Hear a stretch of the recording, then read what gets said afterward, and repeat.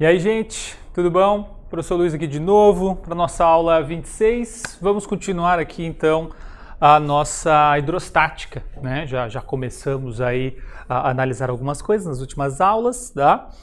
Na última aula, na verdade, que a gente começou, né? A gente viu ali o que era densidade, a diferença de densidade massa específica, que é quase a mesma coisa, né? Vimos ali a pressão, uma pressão bem mecânica, né? Que é aquela força sobre a área, que é muito utilizada, como eu falei para vocês, para perfurar, né, quando tem alguma superfície sendo pressionada, né, sendo perfurada, ou até quando eu for cortar alguma coisa, tá? No finalzinho da aula eu comentei com vocês que não é proibido você usar força sobre área para calcular a pressão de líquidos, mas que teria uma outra fórmula, né? Então na aula de hoje a gente vai ver duas coisas. A gente vai ver o princípio de Pascal, que trabalha com força sobre a área, inclusive, mesmo trabalhando com líquidos. E depois a gente vai transformar essa equação, essa força sobre a área, numa outra equação, que vai ficar muito mais fácil para a gente trabalhar com fluidos. Tá bom? Então, vamos para a primeira etapa aqui, para a primeira parte da nossa aula, que é falar então desse princípio aí, tá? Que é o que a gente vai falar a maior parte da aula, tá? Que é o princípio de Pascal.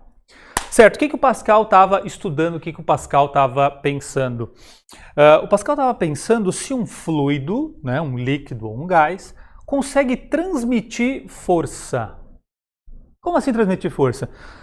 Repare que para eu fazer força em alguma coisa, eu preciso de um contato, né? Até existem forças de campo que não precisam de contato, mas é elétrica, magnética, gravitacional. Se eu quiser aplicar uma força em alguma coisa, eu preciso encostar. Agora repare que eu posso empurrar, sei lá, uma mesa em cima de uma cadeira, certo? Eu posso empurrar um objeto A em cima de um objeto B, né? Imagine os dois sólidos. Então tudo bem, eu empurro o A empurra o B. Eu estou empurrando duas caixas, dois carrinhos de compra, dois qualquer coisa. O que o Pascal estava viajando, se eu consigo empurrar um líquido e esse líquido empurrar alguma coisa? Ou será que eu consigo empurrar um gás e esse gás empurrar alguma coisa? Né? E se sim, se eu consigo... Será que a força que eu estou imprimindo é transmitida integralmente? Se eu faço 10 newtons no ar, será que o ar transmite esses mesmos 10 newtons para o objeto seguinte? Então o Pascal estava viajando um pouco nisso aqui. Então o primeiro ponto que a gente tem que considerar é que esse líquido, esse fluido que eu estou empurrando, ele está entubado, né? Ele está dentro de um tubo, de um cano, né? de algum recipiente. E eu vou empurrar, então, esse recipiente. Então imagina que tem um tubo, um cano, e aí na entrada e na saída tem uma tampa móvel, uma tampa que pode se mexer. Que vocês vão reparar que em materiais e exercícios aparece muito o nome êmbolo, né? Exatamente esse nome, é como se fosse uma tampa móvel. Tá? Então imagina, o tubo, êmbolo, ali dentro tem um líquido. Se eu fizer 10 newtons aqui, será que sai 10 newtons lá? Né? Então é mais ou menos isso que o Pascal estava viajando. E ele percebeu que sim, que líquidos, que gases conseguem transmitir força. Só que daí a coisa começou a ficar interessante quando Pascal ele pegou um cano que não tinha o mesmo raio, o mesmo diâmetro na entrada e na saída. Era um cano que às vezes começava fino e aí ele engrossava. Ou às vezes começava grosso e afinava. Quando ele mudava esse diâmetro do tubo, as coisas ficavam um pouco diferentes, ficavam, vamos dizer, mais interessantes. Tá? E aí o que ele concluiu é que a força transmitida não era constante. Se ele fazia 10 newtons na entrada, não necessariamente saía 10 newtons na saída. Tá? E o que ele reparou, na verdade, é que o que era constante era, na verdade, a pressão.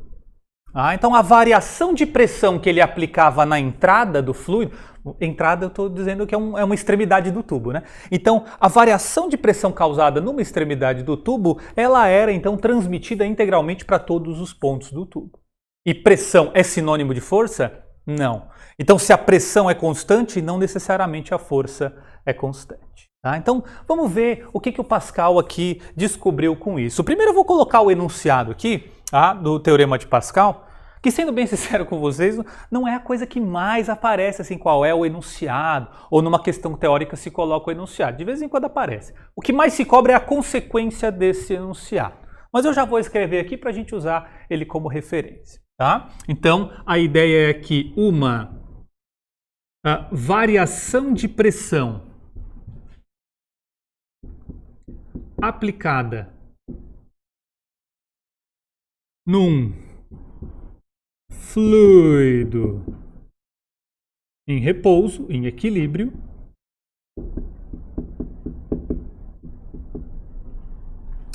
é transmitida, tem 22 linhas só, rapidinho, transmitida integralmente a todos os pontos deste no caso do fluido, né? Então, traduzindo, uma diferença de pressão, né, aplicada num fluido em equilíbrio porque a gente está na hidrostática, né, gente? Então, se você quiser pular o equilíbrio aqui, é só para deixar bem formal. Então, causei uma variação de pressão num fluido, essa variação de pressão vai se dar em todos os pontos do fluido. Não interessa se o seu tubo é reto, se o seu tubo vai abrindo, vai fechando, se é uma mangueira toda torta, não importa, tá? Então, essa variação de pressão, ela é transmitida integralmente a todos os pontos deste mesmo fluido, tá? Em outras palavras, a pressão fica constante, né? Para ser mais técnico aqui, a variação de pressão fica constante. Então vamos ver a consequência disso, principalmente quando a gente fala em força, tá? Porque a força que é interessante, a força que vai empurrar alguma coisa pra gente. Então eu vou fazer um desenho aqui, mais ou menos o que eu falei para vocês, um tubo que começa fino, vamos fazer ele aqui. O tubo começa aqui fino, e aí ele vai engrossar. Não precisa exagerar, assim tá bom. O tubo começou fino, engrossou. Aqui vamos colocar uma tampinha, aquela tampinha móvel, né? Aquele êmbolo, tá? E aqui do outro lado vamos colocar outra tampinha, outro êmbolo, certo? Repare que eu estou pegando aqui, lógico, tubos circulares, né, gente? Canos circulares. Então, esse meu tubo aqui, ele tem uma certa área que eu vou chamar de A1, né? Uma área circular, um πr quadrado aqui, enquanto que esse vai me dar aqui um A2, uma área 2, que é claramente maior, né? Lembrando que dentro do tubo aqui eu vou ter algum gás, algum líquido, certo? De preferência sob pressão, tá? Ele transmite melhor ainda quando ele já está sob pressão. Legal? Mas assim o meu gás aqui está relax, né? Ele está paradinho, as tampas estão paradinhas, ele está em equilíbrio. Vamos causar ali a variação de pressão. Como é que eu causo uma variação de pressão? Através de uma força. Então eu vou aplicar aqui, gente, uma força F1 na tampa 1, que tem uma área 1, certo? E aí o que vai acontecer? A tampinha vai empurrar essa porção aqui de líquido e as moléculas de líquido, então, elas vão se empurrando. As moléculas do gás vão se empurrando. Inclusive, vão até empurrando as paredes, certo? Se você pegar uma garrafa PET, né, amassar e soprar, as paredes vão se abrir. Então, realmente, isso aqui está se espalhando por tudo, até chegar na outra tampa.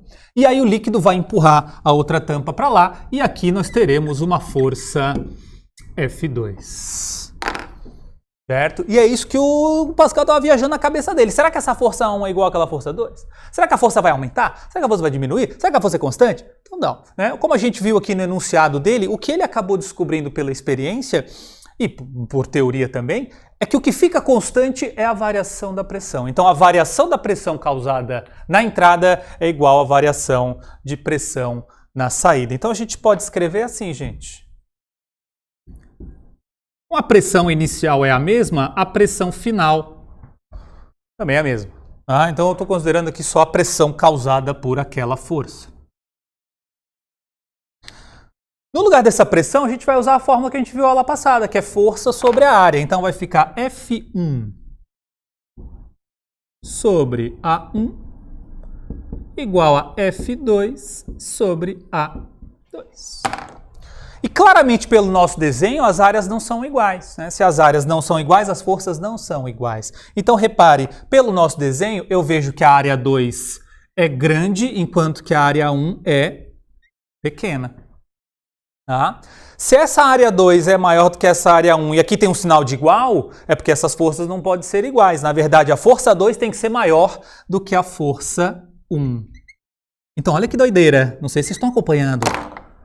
Se eu fizer uma força pequena na área pequena, lá na área grande sai uma força grande. De novo, eu faço uma força pequena na área pequena, lá na área grande sai uma força grande. O professor está querendo dizer que esse negócio aí vai multiplicar a força que eu faço? É exatamente o que vai fazer. Mas que negócio mágico! Eu faço 10 newtons aqui, lá do outro lado sai 1000 newtons? É exatamente isso aí. É um multiplicador de força. E não é a única máquina da natureza, gente. Não é a única coisa que multiplica a força. A própria alavanca lá do Arquimedes já multiplicava a força. Aquela polia móvel já multiplica a minha força por 2 também. Então a natureza não tem muito problema em deixar você multiplicar a sua força. Lógico que ela cobra um preço. Não é tão trágico assim, já vamos ver qual é o preço que ela cobra, mas não é o fim do mundo, tá? Então, sim, né, o Pascal descobre um tipo de máquina, né, uma máquina simples, que me dá uma vantagem, então, mecânica, né, que me dá uma vantagem aqui, que seria multiplicar a minha força. Professor, mas a força vai ser multiplicada quantas vezes? Vai dobrar a minha força? Vai triplicar? Repare que essa força 2... ela vai ser tantas vezes maior do que a força 1, na mesma proporção que a área 2 é maior do que a área 1. Então, se a área 2 for o dobro da área 1, a força 2 é o dobro da força 1. Tá? Quer dizer que se eu fizer 1000 vezes maior, a minha força vai ficar 1000 vezes maior? É exatamente isso. Então, a sua força vai ser multiplicada quantas milhares de vezes você quiser multiplicar a área. Tá? Tá parecendo meio mágico isso? Não. Pô, eu vou botar uma área 1 milhão de vezes maior. Minha força vai multiplicar por 1 milhão? Vai, gente. É exatamente isso aí.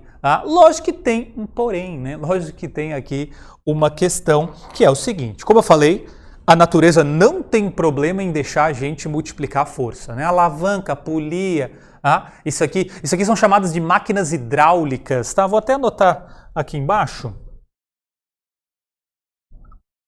Máquinas hidráulicas.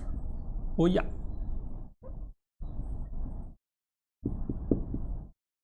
Hidráulicas.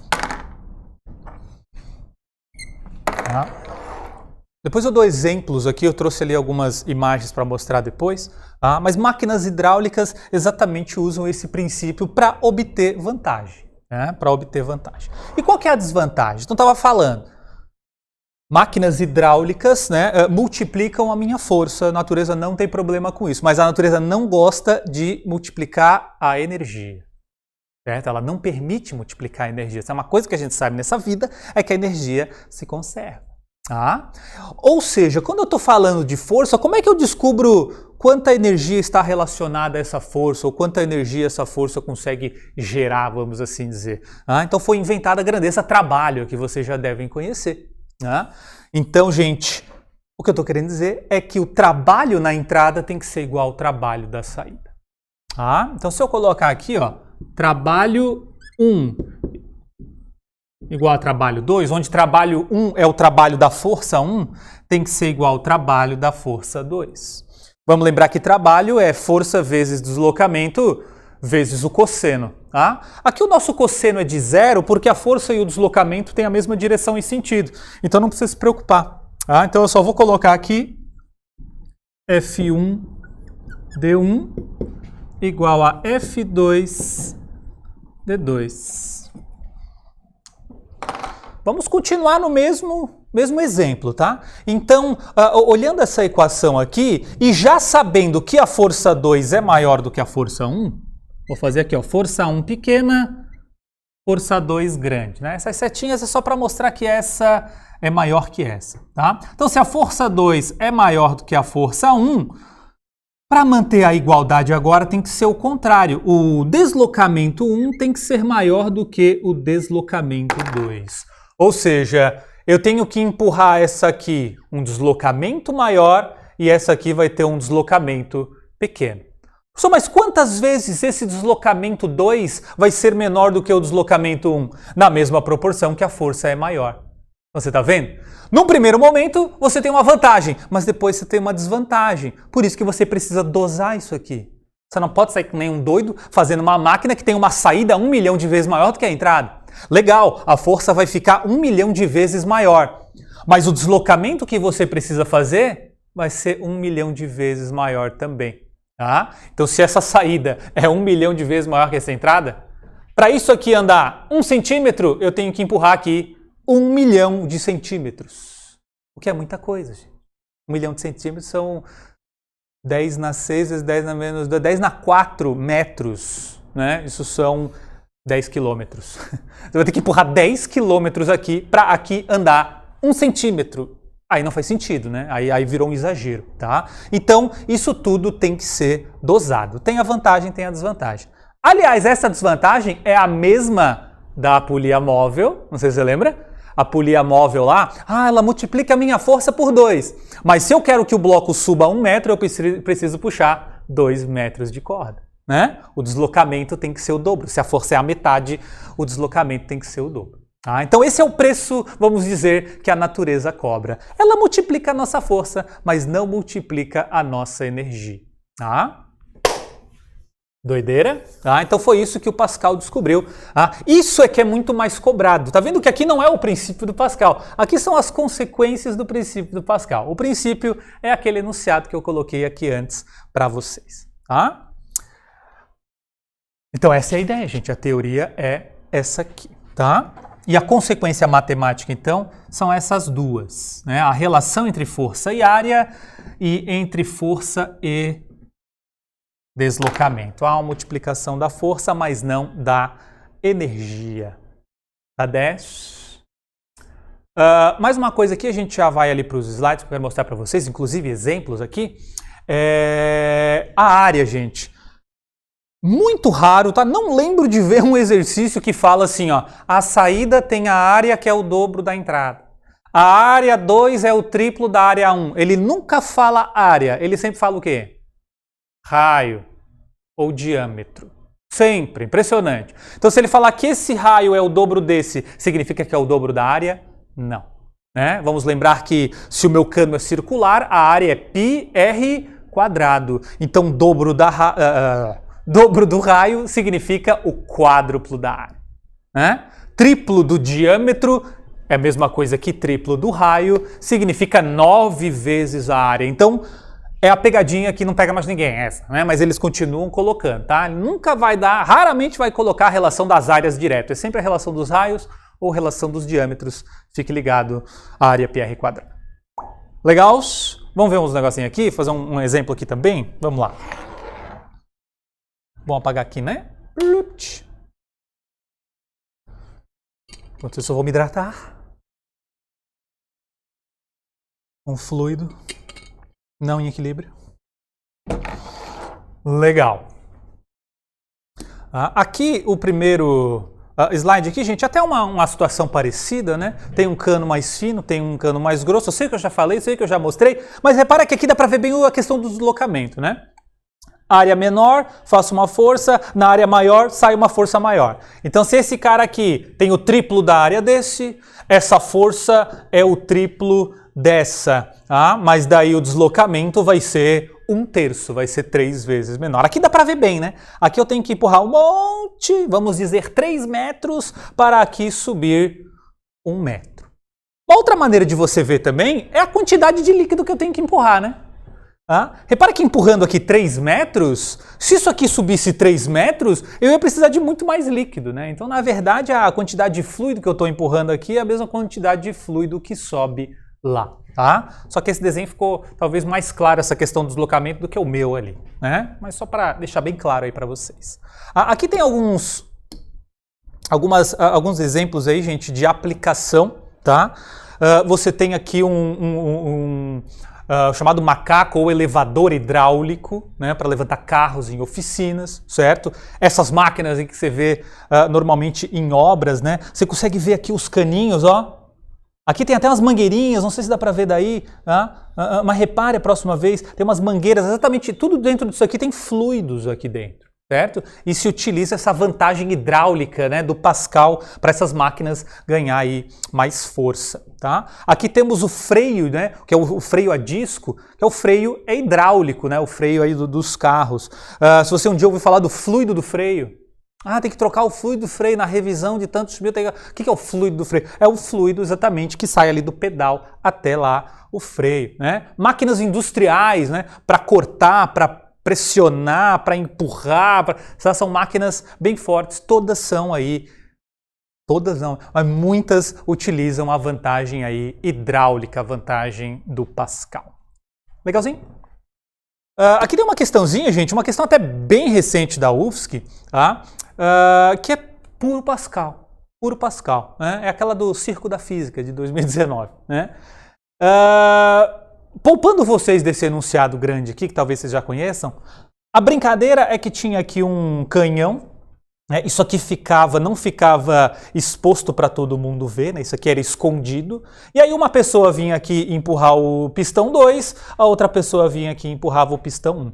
Mas a gente sabe que o pistão 2, aqui o êmbolo 2 é maior do que o êmbolo 1. Quantas vezes, professor? Aqui no final do enunciado ele fala que aqui dentro contém um fluido em equilíbrio e os dois êmbolos de diâmetros D1 e D2, onde D2 é o dobro de D1. O diâmetro 2 é o dobro do diâmetro 1, quer dizer que a área é o dobro? Não. Quer dizer que a área é o quádruplo, certo? Então essa área é 4 vezes essa. Quer dizer que se eu fizer a força aqui, daqui para lá, vai aumentar 4 vezes ou diminuir 4 vezes? Esse aí. Daqui para lá, da área grande para a área pequena, a força vai ficar pequena também. Então daqui para cá a força desse cara vai cair 4 vezes, enquanto que a desse cara aqui, ao empurrar daqui para lá, ela vai aumentar 4 vezes. Então lógico que vai ser bem injusto isso aqui, né? Provavelmente botou uma pessoa bem fortona aqui, bem fraquinha aqui, e a fraquinha ganha da forte. Essa seria talvez a brincadeira do circo da física.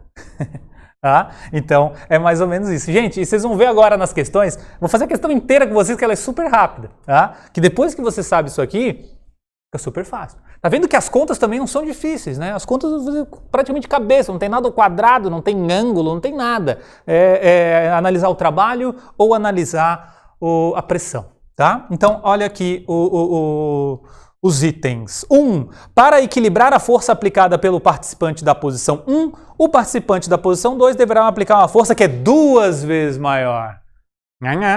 4 vezes maior, né? Aqui é a pegadinha, aquela que eu falei, de vez em quando deve pegar alguém, mas se é o dobro do diâmetro, é 4 vezes a área, é 4 vezes a força e não 2 vezes, está errado esse aqui.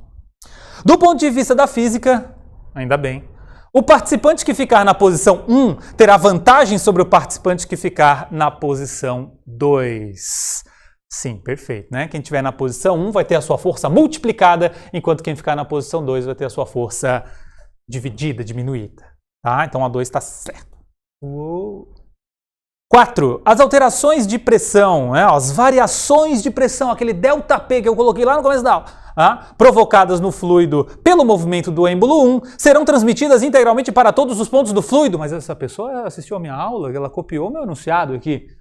Não é parecido, gente? Não fui eu que inventei o enunciado também para dizer que é meu, né? Mas é basicamente o enunciado do teorema de Pascal, né? As alterações de pressão provocadas no fluido pelo êmbolo 1 serão transmitidas integralmente para todos os pontos do fluido. Perfeito, né? É o enunciado do Pascal aqui. 8. Como as forças aplicadas pelos participantes da posição 1 e da posição 2 para manter a barra em equilíbrio são diferentes, né? Então a gente sabe que é diferente, para manter em equilíbrio são diferentes, o sistema viola o princípio de conservação da energia. Né? Gente, se violasse o princípio de conservação da energia, isso aqui não existiria. Né? E isso aqui existe e funciona e é assim. E a gente aplicou aqui no quadro, né, o princípio de conservação da energia ao dizer que o trabalho da entrada é igual ao trabalho da saída. Então nada a ver isso aqui. 16. Quando está vencendo, o participante da posição 1 empurra a barra uma distância maior na qual a barra do participante da posição 2 se move. Então ele está dizendo que esse cara vai empurrar 1 metro e aqui não vai andar 1 metro, vai andar menos de 1 metro. Tá certo isso? Tá certo isso. Aliás, ele nem falou em proporção, né, gente? Mas seria qual a proporção? Se esse cara empurra 1 metro, esse aqui anda quanto? 4 metros? Não, né? Se a força foi multiplicada, quer dizer que o deslocamento vai ser dividido por 4. Então, empurrei 1 metro, aqui andou 25 centímetros. Mas nem perguntou isso, só perguntou se era menor, então sim, somei, deu 20, essa é a parte mais difícil, 22. Deu 22. Tá? Então, questãozinha bem teórica, toda sobre Pascal. Maravilha, né? Maravilha, Pascal é de boas. Joia, vamos voltar para o quadro, então? Faça-se a luz. Legal. Dá uma olhada no tempo. Joia, galera. Então lembra que eu falei lá no comecinho da aula que ia ter 2 partes a nossa aula? A primeira parte era para falar sobre Pascal. Foi. Então vimos, né? Definimos o Pascal. Vimos ali as continhas. Vimos aplicações, o exercício. É isso aí, não fica muito além disso aqui os exercícios não, tá? Um ou outro vai pedir conta, mas as contas são super fáceis, é aquilo que a gente fez antes. Aí. Essa segunda etapa aqui da aula, então, é para transformar o força sobre área numa equação mais, vamos dizer, mais útil, uma equação melhor quando se trata em fluidos. Lembra que eu falei na aula passada? Que se eu quiser saber, por exemplo, a pressão no fundo do oceano, eu teria que saber qual é a força que o oceano faz no fundo do oceano. Ou seja, o peso de todo o oceano. Não é fácil de calcular isso. E eu precisaria calcular a área do fundo do oceano. Né? Até se você não pegar um caso tão exagerado, se eu quiser saber a pressão no fundo de uma piscina, eu vou ter que saber o peso de toda a água da piscina e calcular a área do fundo da piscina. Ah, professor, não parece tão difícil. Tudo bem, mas você vai ver que com a nova fórmula vai ficar muito mais fácil, dá para fazer quase de cabeça, tá? Em vez de precisar calcular tudo isso. Então vamos ver como é que isso aqui vai virar uma outra fórmula. Tá? Hoje é só para ver como é que uma vira a outra. Tá? A aula que vem a gente vai explorar a aula inteira, na verdade as 2 próximas aulas, a gente vai ficar a aula inteira explorando essa nova fórmula. Então não se preocupe, tá falando agora só no final da aula. É isso mesmo, tá? O foco da aula é o Pascal. Isso aqui é um brinde, um extra. Então vou fazer um desenho simples.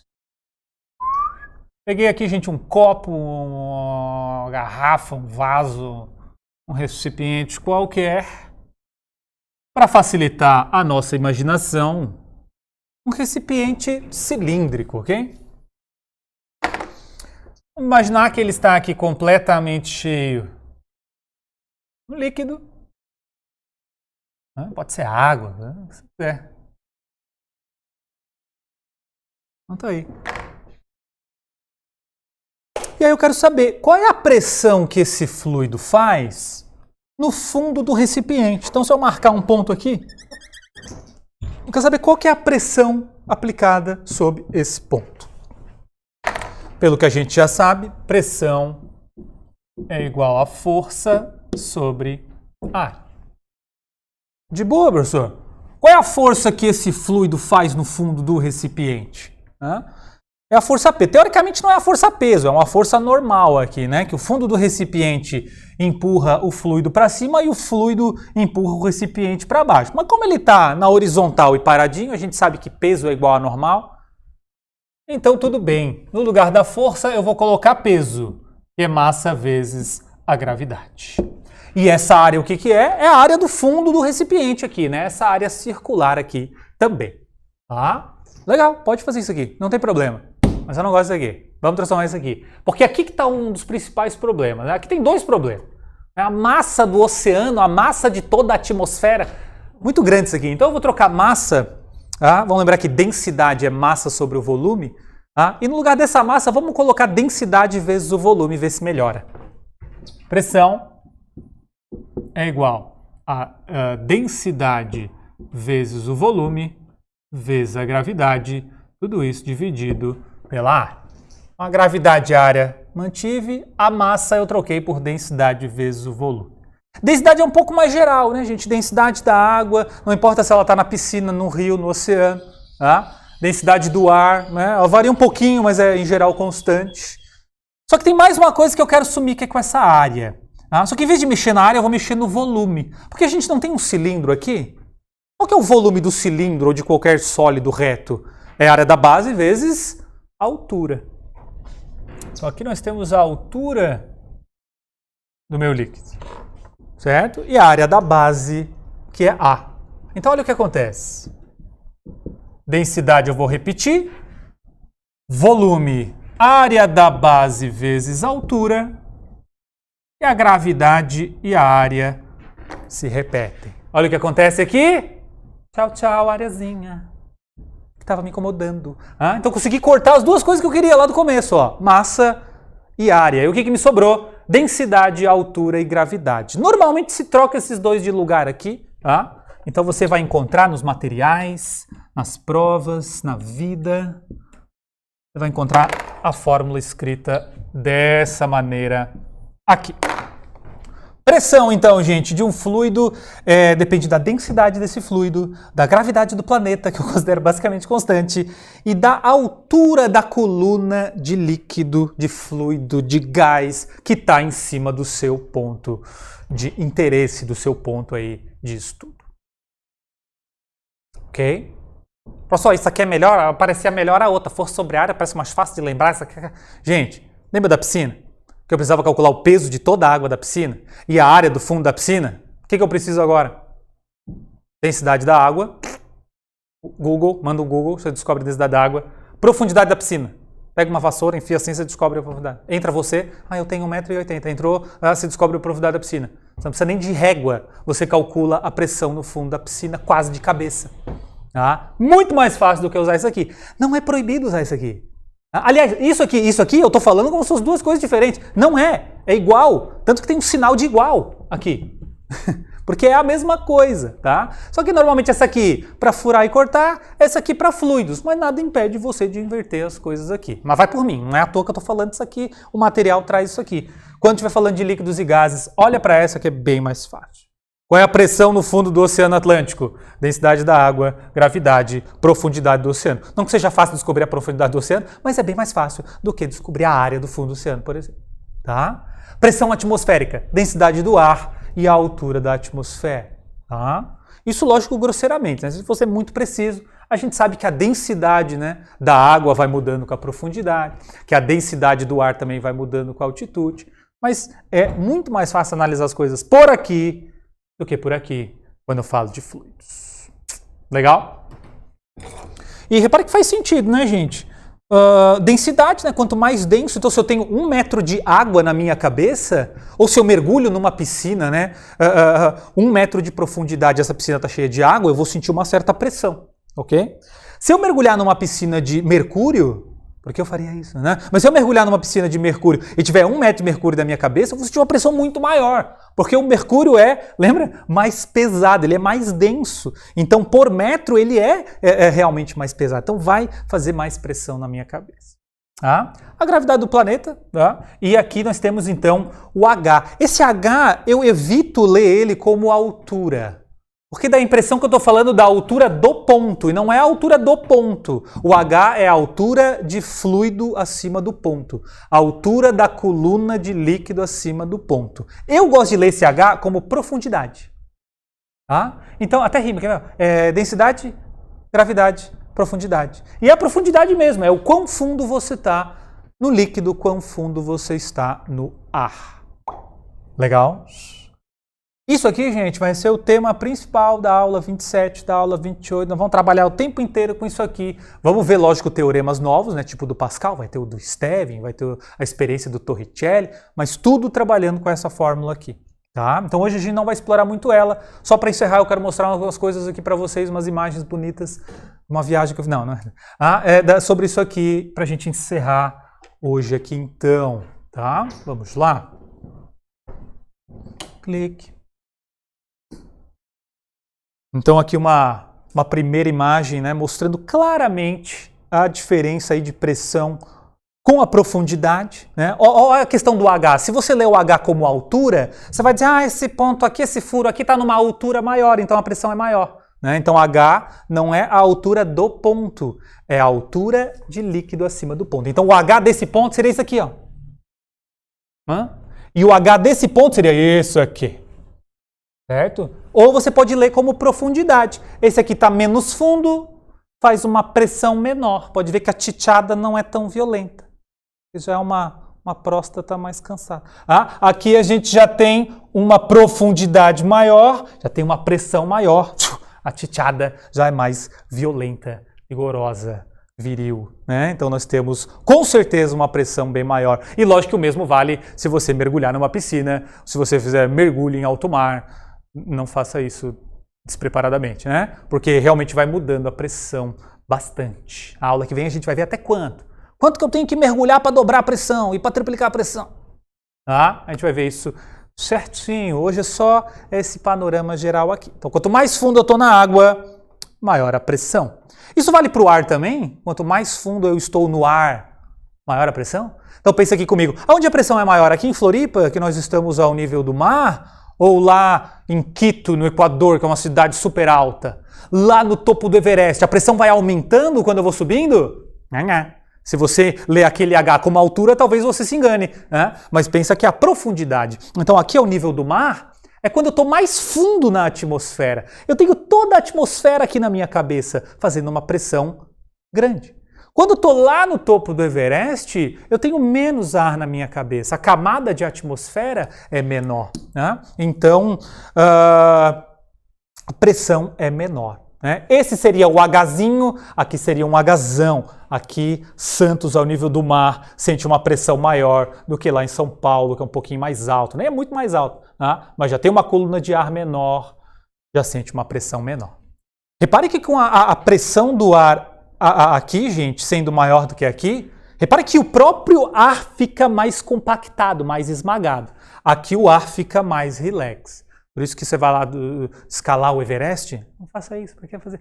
Mas você vai lá escalar o Everest, quando chega lá no topo, fica sem ar, certo? Porque além de estar fazendo um esforço do caramba, morrendo de frio, o ar lá está menos pressionado, então as moléculas de ar estão mais afastadas, né? Quando dá uma fungada, não vem aquele oxigênio que você está esperando que tem aqui ao nível do mar. Aqui o ar está compactado, você dá uma fungada, vem um monte de ar, monte de oxigênio aí para o seu sangue, né? Lá não. Jogador de futebol também passa mal quando joga em Equador, ali, aquelas coisas, é por conta desse problema também. O último toque aqui da aula de hoje, gente, de novo, tudo isso vai ser usado mais na semana que vem. Até vão ter exercícios, tá? Mas são bem teóricos sobre aquela fórmula ali. Mas já segue o toque aqui.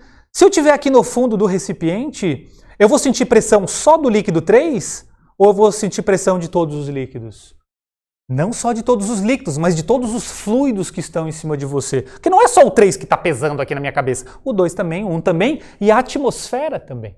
Certo? Então a pressão aqui no ponto 3, aqui embaixo do líquido 3, seria a pressão atmosférica mais a pressão do líquido 1, que você sabe calcular, densidade, gravidade, altura dele, não a altura toda, a altura dele, mais densidade, gravidade, altura 2, mais densidade, gravidade, altura 3. Professor, eu não aplico o densidade, gravidade e altura na atmosfera? Não precisa. Para a teoria você pode aplicar. Quando tiver que realmente colocar número, você vai ver que isso aqui é um dado. Isso aqui é uma constante, é dado para você de grátis, não precisa se preocupar. Mas é o papo da aula 27, nós vamos falar de pressão atmosférica, entre outras coisas. Tá 10, gente?